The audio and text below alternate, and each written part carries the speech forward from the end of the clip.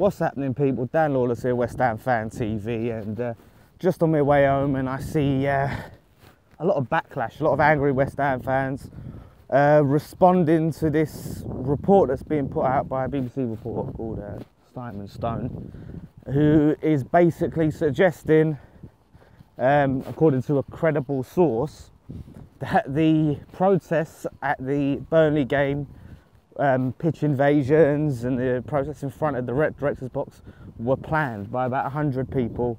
It was planned and coordinated via mobile phones on the day, and that about 85% of the attempts to get onto the pitch were repelled by the security. And as far as I can see it, it's a load of rubbish. More lies. Now, you know, I have no reason to believe that, you know, he's lying.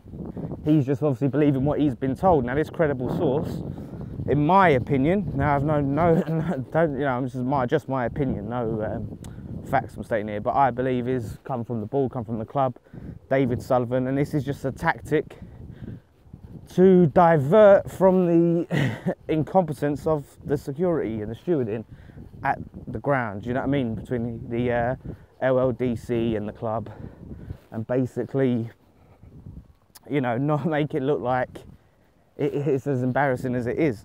So by saying, oh, okay, it was coordinated and it was planned, so, you know, that's why we couldn't deal with it, but we did manage to repel 85% of attempts to get onto the pitch. Now, it was about 4 people that tried to get on the pitch. Well, no, sorry, that did get on the pitch. 4 or 5 people, fans that got on the pitch. Now, I didn't see any other attempts to get on the pitch. I didn't see stewards preventing anyone else getting onto the pitch. I don't think there were that many people trying to get on the pitch. I think after the first four or so, most people's attentions were to the director's box. Now, to say that it was coordinated on mobile phones, anyone who's actually been in the stadium knows how hard it is to get a bloody signal in there. Not to mention that we're, well over a year since we were supposed to have Wi-Fi in there that's still not been sorted out.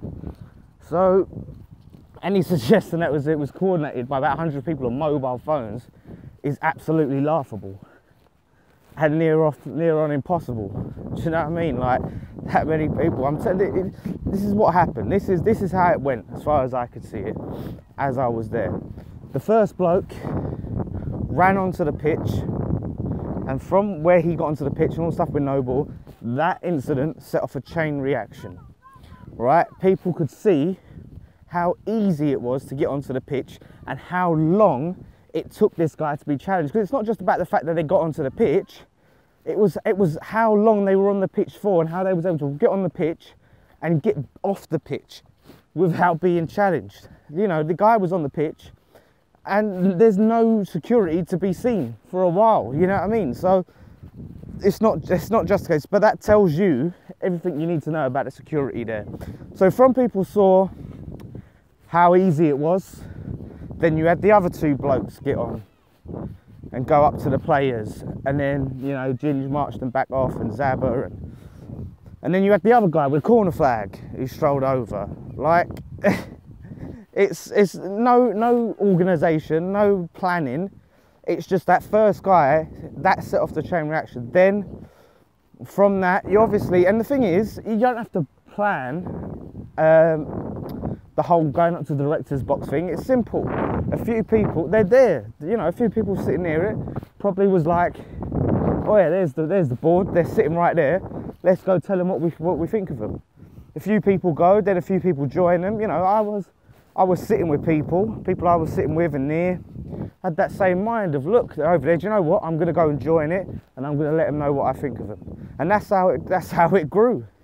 You know, I'm not going to name names, of course, but, you know, people did. And I looked at it, I thought I wanted to, I felt to join it. I didn't, but I felt to join it because I thought that's a good way of doing it. Now, coin throwing, all of that's wrong, but you know, going and telling them exactly what you think of them, I'm all for that, directly to their face.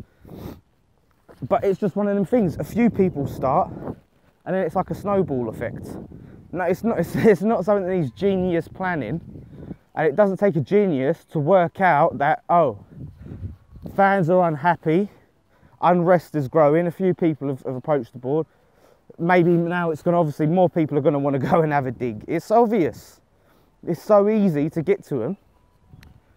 You know, it doesn't take strategic planning of about 100 people and coordination to do that. But by saying that it was planned and coordinated, sort of not absolves, but it sort of softens the incompetence of the security, basically.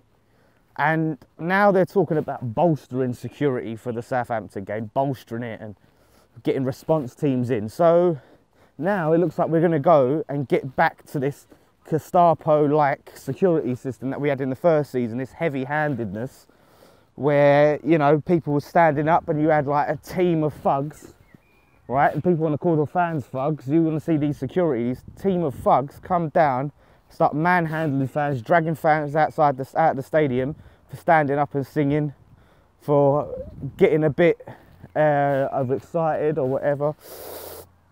You know, that's what we're going to go back to. So we went from these heavy-handed security response teams to these sort of limp, inexperienced young stewards. So, but there's no middle ground.